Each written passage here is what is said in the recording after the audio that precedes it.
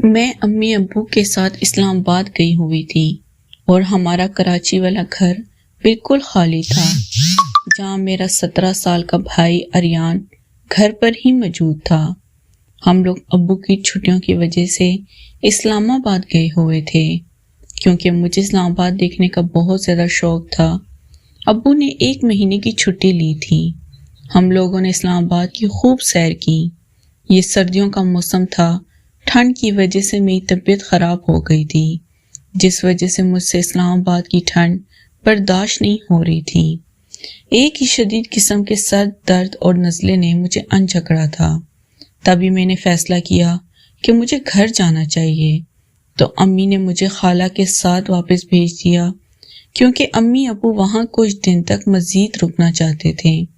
رات کے تقریباً 11 بجے کا وقت تھا جب میں گھر پہنچی اور گھر کی بیل بجائی تو دروازہ پہلے سے ہی کھلا ہوا تھا۔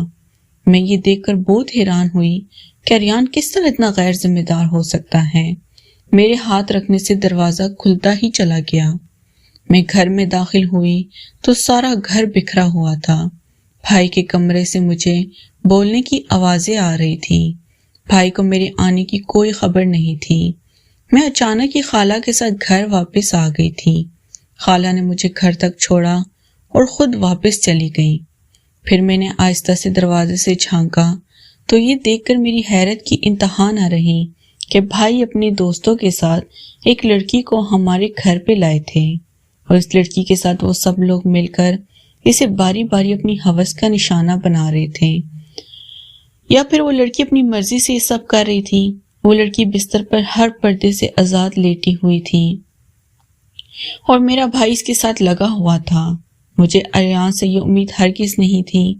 وہ دکھنے میں اتنا شریف لڑکا نظر آتا تھا، مگر اس کی کرتوت ایسے تھے کہ جسے دیکھتے ہی میرے پیروں تلے سے زمین نکل گئی۔ پھر میں نے بیگ اتارا۔ میں نے اس وقت وہاں جانا مناسب نہیں، کیونکہ ان لڑکوں نے بہت زیادہ پی رکھی تھی۔ پھر میں کچن میں آئی اور اپنے لیے آملیٹ بنانے لگی، کیونکہ مجھے زوروں کی بھوک لگی تھی۔ پھر بھائی کے کمرے کا دروازہ ہلکے سے کھولا تو بھائی کا دوست شاویز مجھے دیکھ چکا تھا، مگر اس نے بھائی کو کچھ بھی نہیں بتایا۔ ہم دونوں نے ایک دوسرے کو دیکھا، مگر میں نظریں چرا کر وہاں سے چلی گئی اور اسے محسوس کروایا کہ مجھے کچھ بھی پتہ نہیں ہے، کیونکہ شاویز میرے بھائی کا بیسٹ فرینڈ تھا اور وہ اکثر ہمارے گھر آتا جاتا تھا۔ مجھے نہیں معلوم تھا کہ شاویز کے اندر ایک بھیڑیا چھپا ہوا ہے، جو میرے وجود پر نظریں گاڑے ہوا تھا اور موقع کی ہی تلاش میں تھا۔ مگر رات کے اس پیر اس کا یہاں ہونا مجھے بہت عجیب لگ رہا تھا، کیونکہ ابو نے میری وجہ سے اریان کو سختی سے منع کیا ہوا تھا کہ اپنے دوستوں کو گھر پر مت لے کے آیا کرو، کیونکہ ابو بہت سخت مزاج تھے اور ان کا یوں لڑکوں کو گھر میں لے آنا ہرگز پسند نہیں تھا۔ ابو ہمیشہ ہی مجھے یہ تاکید کرتے کہ جب بھی میرے بھائی کا کوئی دوست دروازے پر آئے تو میں ہرگز دروازے پر نہ جاؤں اور اپنا دوپٹہ سر پر لے لوں۔ میں نے کمرے میں آ کر کھانا کھایا اور اپنا موبائل چلانے لگی۔ تبھی آہستہ سے میرا دروازہ کھلا اور شاویز اندر آیا۔ شاویز بہت عجیب حالت میں تھا۔ میں اسے دیکھ کر جلدی سے اٹھ کھڑی ہوئی اور اسے کہا کہ شاویز تم باہر جاؤ، اس وقت تم اپنے حواسوں میں نہیں ہو۔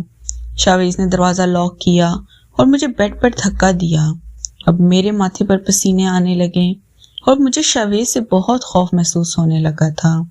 میری عمر 19 سال تھی اور میری منگنی بھی میرے کزن کے ساتھ طے ہو چکی تھی۔ ہم دونوں اکثر فون پر بات کیا کرتے تھے اور میرا کزن مجھے بہت زیادہ بھی پسند کرتا تھا۔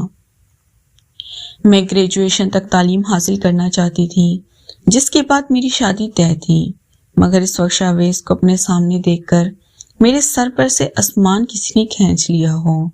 جیسے میں بھائی کو آوازیں دینے لگی، مگر بھائی تو کسی اور لڑکی کے ساتھ مستیاں کرنے میں مصروف تھا۔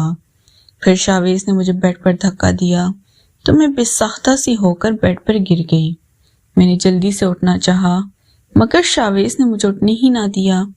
اس نے میرے دونوں ہاتھوں کو کس کر پکڑ لیا تھا۔ اب جو کچھ بھی وہ کرنے جا رہا تھا وہ میرے لیے ناقابل برداشت تھا۔ میں نے خود کو بہت چھڑانے کی کوشش کی، مگر شاویز بہت زیادہ طاقتور تھا۔ وہ میری چیخنے چلانے سے بالکل بھی خوفزدہ نہ ہوا، کیونکہ اسے پتا تھا کہ میرا بھائی اس وقت مدہوش ہو کر کسی اور کی عزت تار تار کر رہا تھا، تو پھر اس کی اپنی بہن کی عزت کس طرح محفوظ رہ سکتی تھی؟ پھر شاویز نے اپنی ساری حدیں پار کر دی اور مجھے کہیں بھی منہ دکھانے کے لائق نہ چھوڑا۔ وہ جی بھر کے مجھ سے سکون حاصل کرتا رہا اور میں بے بس ہو کر آنسو بہاتی رہ گئی۔ تکلیف کی شدت بہت زیادہ محسوس ہو رہی تھی، کیونکہ میں بھی تک کنواری تھی اور کسی بھی لڑکے کے ساتھ ایسے تعلقات قائم نہیں کیے تھے۔ مجھے بس ایک ہی بات کی فکر تھی، اگر میرے منگیتر کو اس بات کی بھنک بھی پڑ گئی کہ کسی دوسرے لڑکے نے میری عزت کو تار تار کر دیا ہے، تو وہ کبھی بھی مجھے نہیں اپنائے گا، بلکہ مجھ سے رشتہ بھی ختم کر دے گا اور سارے خاندان میں میری بدنامی کے چرچے پھیل جائیں گے۔ جب شاویز کا دل مجھ سے بھر گیا تو مجھ سے دور ہٹا۔ میں جلدی سے اٹھ بیٹھی اور دوپٹہ اپنے آپ کو اوڑھ لیا۔ خوف کے مارے میں کانپ گئی۔ میری آنکھوں سے زاروں کے تار آنسو بہہ رہے تھے۔ مجھے سمجھ نہیں آ رہی تھی کہ آخر جو قیامت مجھ پر بیتی تھی اس کا ذکر میں کس سے کرتی، اور پھر اس کا ازالہ بھی تو ممکن نہیں تھا۔ شاویز یہ سارا کارنامہ سر انجام دینے کے بعد اپنے گھر جا چکا تھا اور اس لڑکی کو بھی ساتھ لے کر گیا جو اس کے ساتھ آئی تھی۔ اگلی صبح میں باہر آئی تو میری آنکھیں سرخ انگارہ ہو رہی تھی۔ جب میرے بھائی کی نظر مجھ پر پڑی تو وہ چونک گیا اور کہنے لگا کہ ماہم تم کب واپس آئی؟ یوں تو میں بھی ان کے سارے کارناموں سے واقف تھی، مگر اب میں تباہی کے اس دہانے پر تھی کہ میں ان سے نظریں تک نہ ملا پا رہی تھی۔ پھر میں نے نظریں چراتے ہوئے ان سے کہا میں رات کو ہی واپس آ گئی تھی اور اپنے کمرے میں جا کر سو گئی تھی۔ وہ تھوڑا پریشان ہوئے، مگر پھر میری بات پر یقین کر لیا۔ تبھی میں نے کچن کا رخ کیا اور اپنے اور بھائی کے لیے کچھ کھانے کو بنایا۔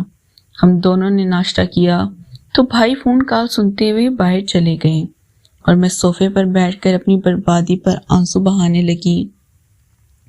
آج میرا کچھ بھی کرنے کو دل نہیں چاہ رہا تھا۔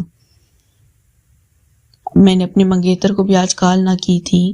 ویسے تو میری ہر صبح کا آغاز اس سے بات کرنے پر ہی ہوتا تھا، مگر آج میں سوچ رہی تھی کہ کس منہ سے اس سے بات کروں۔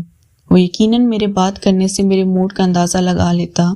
میں نے آج تک اپنے منگیتر سے جھوٹ نہیں بولا تھا، تو پھر اتنی بڑی بات میں اس سے بھلا کس طرح سے چھپاتی؟ اس لیے میں نے فی الحال اس سے بات کرنے سے گریز کی۔ ابھی میں اسی کشمکش میں مبتلا تھی اور فون کو دیکھے جا رہی تھی کہ اچانک ہی گھنٹی کی آواز پر میں اٹھی اور دروازہ کھولنے لگی۔ میں نے سمجھا شاید اریان ہوگا، مگر میں نے جیسے ہی دروازہ کھولا تو شاویز نے گھر میں داخل ہوتے ہی مجھے ایک زوردار دھکا دے مارا اور میں زمین پر جا گری۔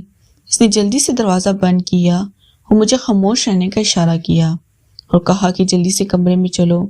میں اس کی دھمکی پر اس کے ساتھ کمرے میں چلی آئی۔ اگر آپ کو ویڈیو اچھی لگی پلیز چینل کو لازمی سبسکرائب کریں۔ شکریہ۔